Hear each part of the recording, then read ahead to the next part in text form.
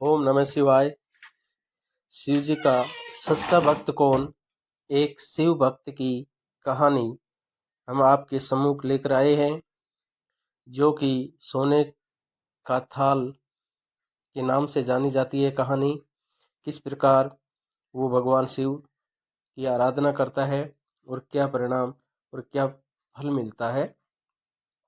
नगर में एक नगर में भगवान शिव का एक भव्य प्राचीन मंदिर था, जहाँ हर वर्ष दूर दूर से लाखों की संख्या में भक्तजन शिव जी के दर्शन के लिए आते थे।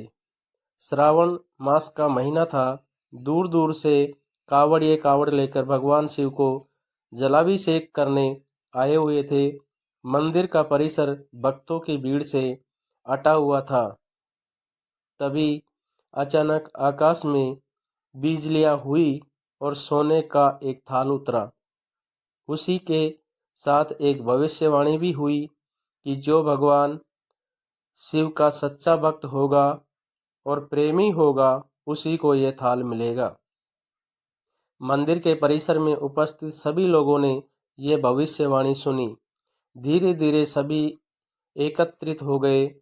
जो लोग मंदिर की व्यवस्था देखते थे, उन्हें तो पूरा विश्वास था कि यह थाल हमें मिलेगा। इसीलिए वे सबसे आगे जाकर खड़े हो गए। सबसे पहले एक पंडित जी आए और बोले, देखिए, मैं प्रतिदिन महादेव का अभिषेक करता हूँ, अतः मैं ही भोलेनाथ का सबसे निकटवर्ती भक्त प्रेमी हूँ। इसीलिए यह थाल मुझे मिलना चाहिए।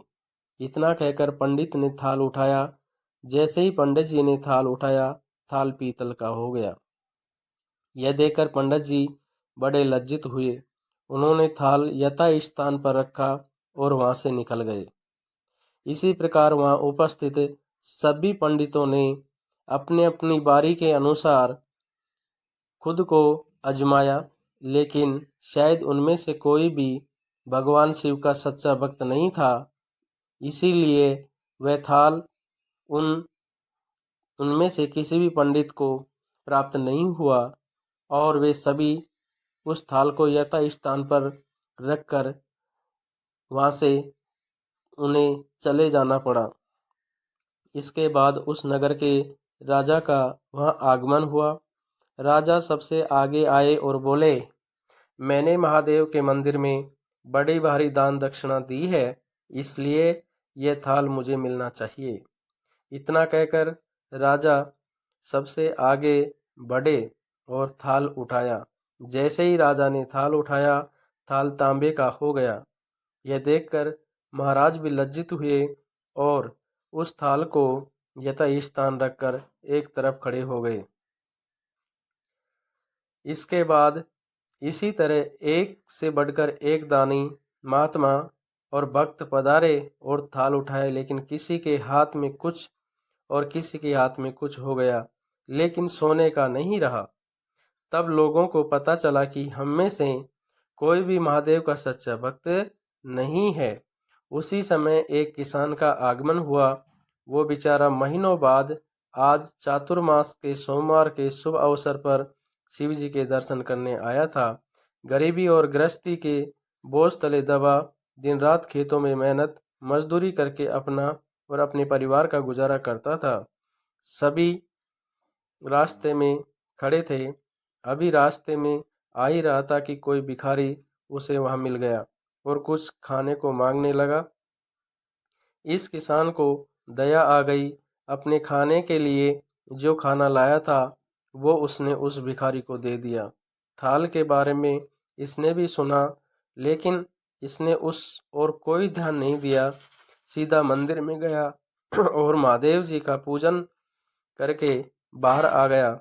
परिक्रमा करके जाने को हुआ, तभी पीछे से एक व्यक्ति बोला, भाई तुम भी थाल को उठाकर देख लो, हो सकता है तुम ही वे सच्चे भक्त हो जिसके लिए ये थाल आया है।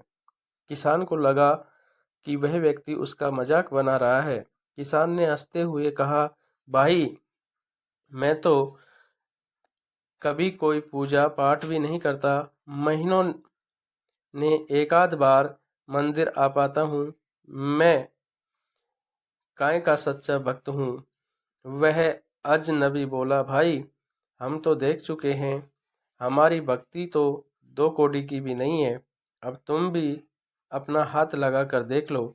सोने का थाल मिले न मिले, किंतु पता चल जाएगा कि तुम्हारी भक्ति में कितनी सच्चाई है। लोगों के बहुत आग्रह करने पर आखिर उस भोले भाले किसान ने जाकर थाल उठा ही लिया। जैसे ही उसने थाल उठाया, लोगों के आश्चर्य का ठिकाना नहीं रहा। सोने का थाल रोशनी से चमकने लगा। यह देख सब लोगों में खुशियों की लहर दौड़ पड़ी। सभी लोग उसके जयकारे लगाने लगे और पूछने लगे कि भाई, तुम ही सच्चे भक्त हो। अब हमें भी बता दो कि कैसी भक्ति और कैसे भक्ति को करनी चाहिए, जिससे महादेव तुमसे इतने प्रसन्न हैं। तो किसान बोला, भाई मैं कोई भक्ति नहीं करता, मैं केवल दिन भर खेतों में काम करता हूँ और रात और थोड़ा समय निकालकर जरूरतमंद लोगों की मदद करता हूँ। इसके अलावा मैं कोई विशेष कार्य नहीं करता। लोग पूछने लगे, तुम लोगों की मदद क्यों करते हो? हंसते हुए किसान ने बोला, सुकून, दूसरों के चेहरे पर मुस्कान देखकर मुझे जो आनंद और खुशी होती है, उसे मैं शब्दों में बयां नहीं कर सकता। शायद यही कारण है कि महादेव जी मुझसे खुश हैं। इसीलिए हमेशा याद रखें, सत्कर्म का आरंभ भी आनंद से होता है और अंत भी आनंददायक होता है। दुष्कर्म का आरंभ भी दुख से होता है और अंत भी दुखदायक होता है। अतः आप सैकड़ों मील की यात्रा करके भी दूसरों का दिल दुखाते हैं, तो आपकी वह तपस्या, साधना और महादेव का दर्शन धूल के बराबर है। इसीलिए किसी को बिना सताए और सच्चे मन से दूसरों की सहायता करनी चाहिए। इसी में